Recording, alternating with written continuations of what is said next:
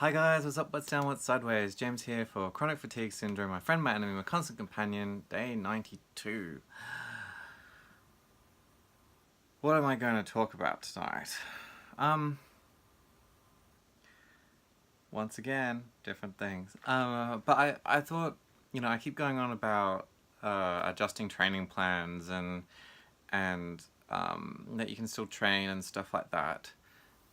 So what I thought is I'd give a bit more detailed example. So I do martial arts, and in martial arts you have a degree of bodybuilding. And once again, bodybuilding, I don't mean like, getting huge and pumped like Arnold Schwarzenegger. I just mean a method of training to build one's body, mobility, strength, flexibility, endurance, whether that be cardiovascular exercises or strength. And then we've got, skill development and learning to control the body to be able to perform certain actions. So there's quite a lot in the collective of bodybuilding. You'll have some people say like, oh, you need 4 to 6 hours a day of training to get good. You'll have others who won't say that. But in any martial art, there's some degree of bodybuilding. Even in Tai Chi, like people look at Tai Chi and they don't really see what the bodybuilding is, but the bodybuilding in Tai Chi can be quite intense, really intense. It's kind of like reverse cardio. So instead of getting your heart rate up and you're huffing and puffing, your heart rate can actually go up by moving really slow. So the Tai Chi can be quite intense when you're doing its traditional bodybuilding methods. Now, people say stuff like, I used to be able to run a marathon, now I can't. Okay. I used to go to the gym every day and now I can't. Okay. I used to be able to do this and now I can't. So it's really sad that you can't do what you used to be able to do or what you want to be able to do.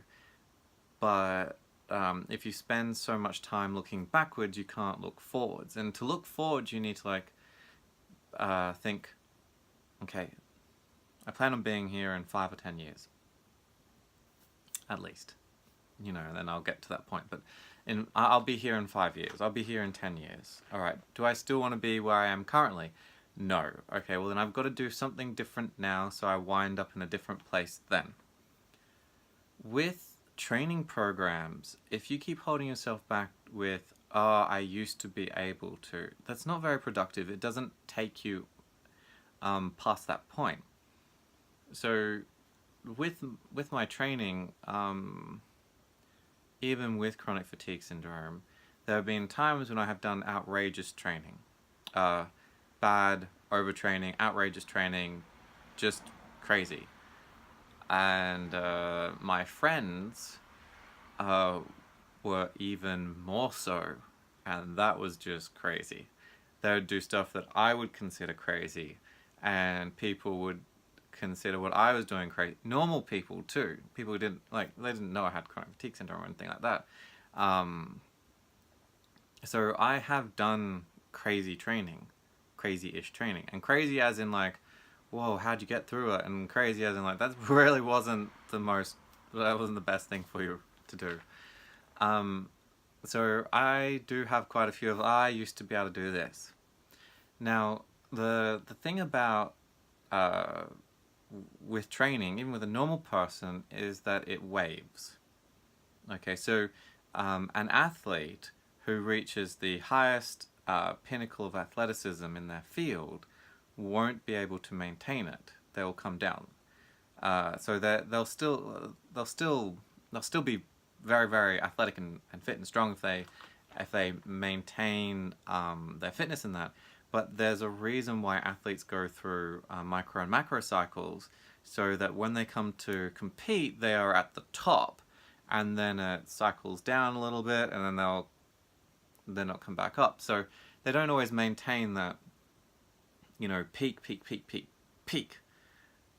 But their not peak might be our peak, that kind of thing. So what their normal is different to us.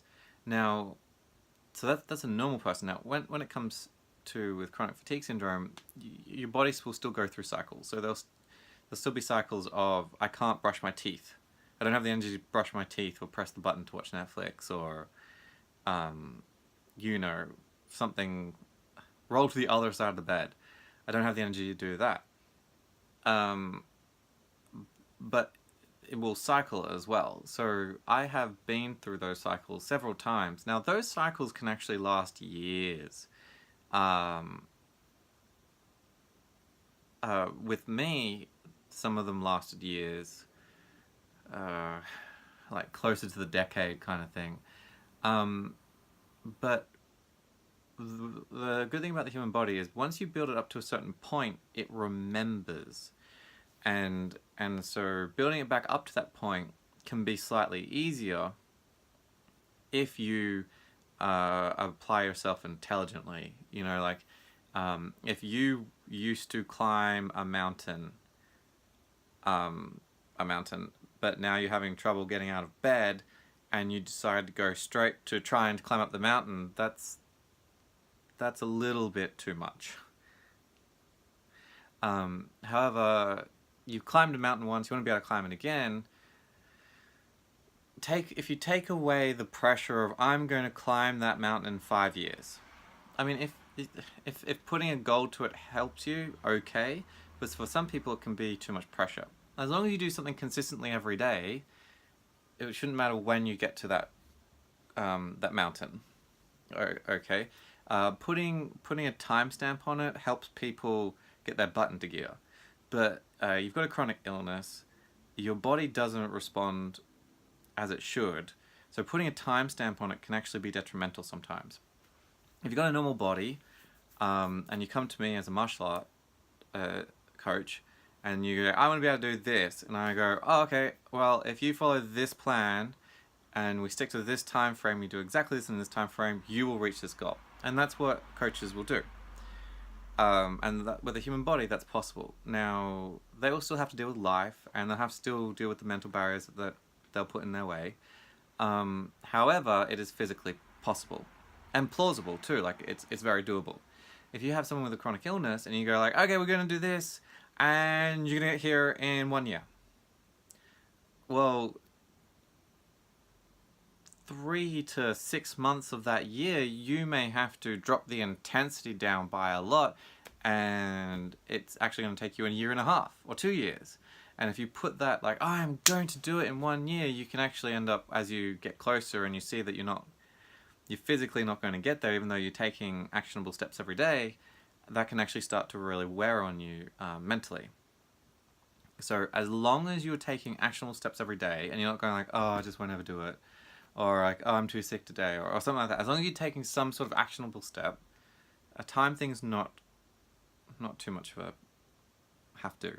You can if you want to, just, it's more about, oh my goodness, I apologize for this. It is more about the journey it is more about how you treat yourself during the journey than reaching the goal of climbing that mountain. Okay? So, put in a plan of like, okay, so if I feel good, what can I do? So you basically plan on, if I feel good, what can I do? And then you build your plan out. So sometimes you have a hard time climbing the stairs, but you want to go back to that mountain, all right? On a good day, what can I do? As you plan it out. Cool. On a bad day, what can I do? And you plan it out. Okay?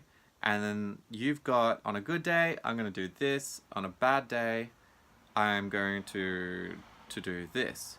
So each day you've still got an actionable step. So you plan it out so that if you only did what you could do on your worst days, and that you still get to the mountain, then on your good days, you might find that you get there slightly faster. But what it also does is it takes the pressure off yourself. You know, you might have 3 usable hours of energy during your day on a bad day.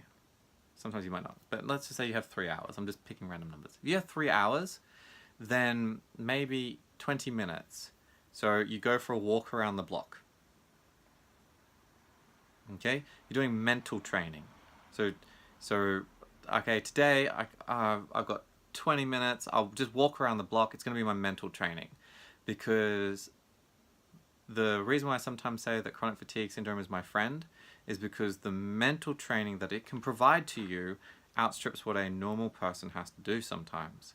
So if you can persist through your body feeling awful, then anything that you're going to come across to climb your mountain is going to be trivial, isn't it? Like, your body's already done it all for you.